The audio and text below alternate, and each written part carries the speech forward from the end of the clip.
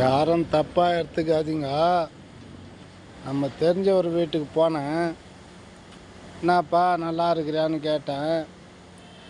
அதுக்கு அவர் சொன்னார், இல்லை அந்த அளவுக்கு நல்லா இல்லை, நான் கொஞ்சம் பேஜாராக தான் கஷ்டத்தில் இருக்கிறேன், உன்ன மாதிரி ஜாலியாக இருக்கணும், நான் என்ன செய்யறதுன்னு கேட்டார். வேலை செய்ப்பா, வேலை செய், சம்பாரிச்சுன்னா ஜாலியாக இருப்பேன்னு. உடனே என் மூஞ்ச ஒரு மாதிரி பார்த்தாரு. அப்போவே தெரிஞ்சு போச்சு அவர் வேலை செய்ய மாட்டாருன்னு. சரி ஏதோ ஒன்று யோசித்து பாருப்பா, பணம் சம்பாதிக்கிற ஐடியா பண்ணுன்னு.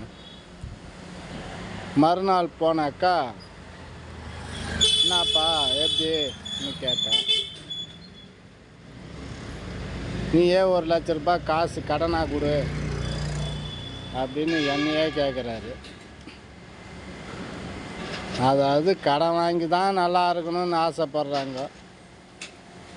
சம்பாரித்து கஷ்டப்பட்டு அவங்க நல்லா இருக்கணும்ன்றது இல்லை. யாரோ கஷ்டப்பட்டதை வாங்கி வச்சு அவங்க ஜாலியாக இருக்கணும்னு ஆசைப்பட்றாங்க.